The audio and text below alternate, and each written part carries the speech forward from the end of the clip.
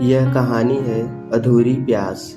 सर्वेश 27 साल का शहर का नामी बिजनेसमैन था। उसके चेहरे पर वही आत्मविश्वास था जो जिंदगी में सब कुछ पा लेने वाले के चेहरे पर होता है। एक कॉफी शॉप पर कॉफी की चुस्की ले रहे थे। बाहर गाड़ियों की तेज हेडलाइट टिमटिमाते सितारों की तरह लग रही थी, लेकिन उसकी आंखों में एक अधूरापन भी था। अचानक होटल की लॉबी की ओर उसकी नजर गई। वहां एक मुस्कुराती हुई एक लड़की अंदर आ रही थी। उस लड़की का पहनावा एकदम सादगी भरा था।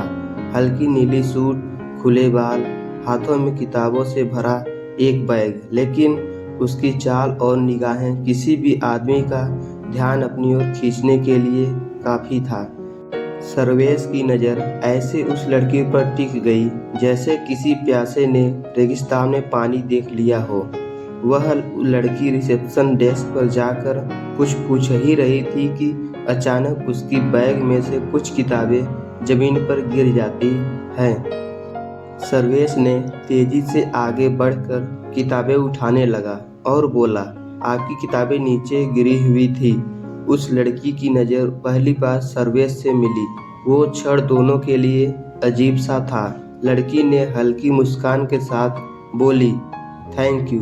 पता नहीं यहाँ आते आते इतनी जल्दबाजी में थी कि ध्यान ही नहीं दिया।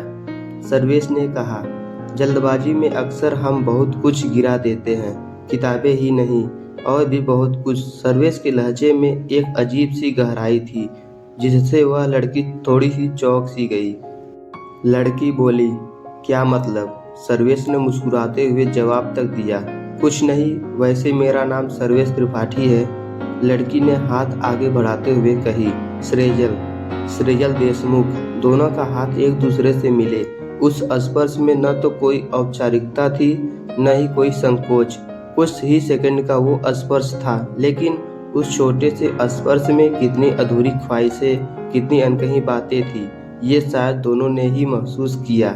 सृजल अपनी किताबें संभालते हुए जल्दी से विदा ली और होटल के कैफे की ओर बढ़ गई, लेकिन सर्वेश की नज़रें अब भी उसी पर टिकी हुई थी। उसके मन में एक अजीब सी जिज्ञासा जाग रही थी। कौन है ये लड़की? क्यों लगता है जैसे इसे पहले भी कहीं देखा है या महसूस किया है? सर्वेश की धड़कन तेज हो गई थी। उसने मन ही मन कहा, आज जो मुलाकात हुई है ये मैं यूं ही खत्म होने नहीं दूंगा।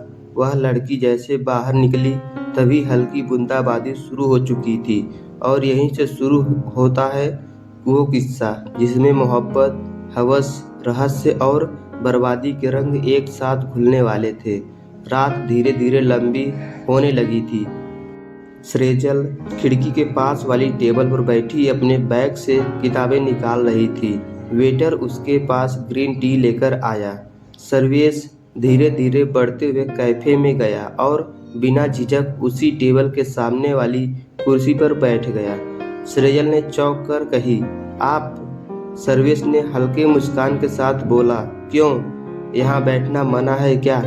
वैसे अकेले चाय पीने का मजा कभी कभी अधूरा सा लगता है। सृजल ने होठ काटते हुए हल्की मजाकिया नज़र से देखी और बोली, अजनबियों के साथ बैठना थोड़ा अजीब नहीं लगता आपको? अजनबी? सर्वेश ने हल्के झुकते हुए कहा, दोस्तों और रिश्तों के बीच तो सब कुछ पहले से लिखा होता है। सृजल बोली, आपकी बातें सामान्य नहीं हैं। सर्वेश ने हल्का सा हंसा, मैं सामान्य आदमी भी नहीं हूँ। वातावरण में खामोशी गहरी होने लगी। दोनों की आंखें बार बार एक दूसरे से टकरा रही थी। वक्त जैसे थम सा गया था। बाहरी शोर, बारिश और कैफे की हलचल मानो कहीं पीछे छूट चुकी थी। सर्वेश, कुछ तो था उस लड़की में, मासूमियत और बेचैनी का मिलता जुलता रंग जो सर्वेश को भीतर तक खींच रहा था। सृजल को लगा अब प्यार होने वाला है। सृजल अपनी नजरें झुका ली। उसके चेहरे पर हल्की सी मुस्कान थी, पर भीतर कहीं एक डर भी जाग चुका था। ये आदमी अलग था, उसकी बातें अलग थी और भीतर ही भीतर वो खुद भी अजीब सी बेचैनी महसूस करने लगी थी। सृजल जैसे ही बाहर निकली, बारिश जोरों से होने लगी। सृजल छतरी निकालने लगी लेकिन तभी हवा के तेज झोंके से उसकी छतरी उलट गई। क्षण भर में सर्वेश उसकी तरफ भागा, अपने शोल्डर पर रखा ब्लैक कोट सृजल के सिर पर डाल दिया। सृजल उसकी तरफ देखी, उसकी नज़र में पहली बार सहजता थी। बस कुछ सेकंड खामोशी में खड़े रहने के बाद उसने धीरे से कही, गुड नाइट सर्वेश जी।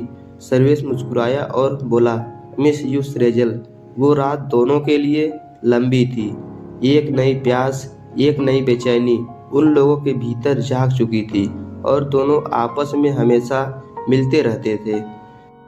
अब मिलते हैं अगले भाग में। मित्रों, कहानी कैसी रही आप लोग ज़रूर बताएं।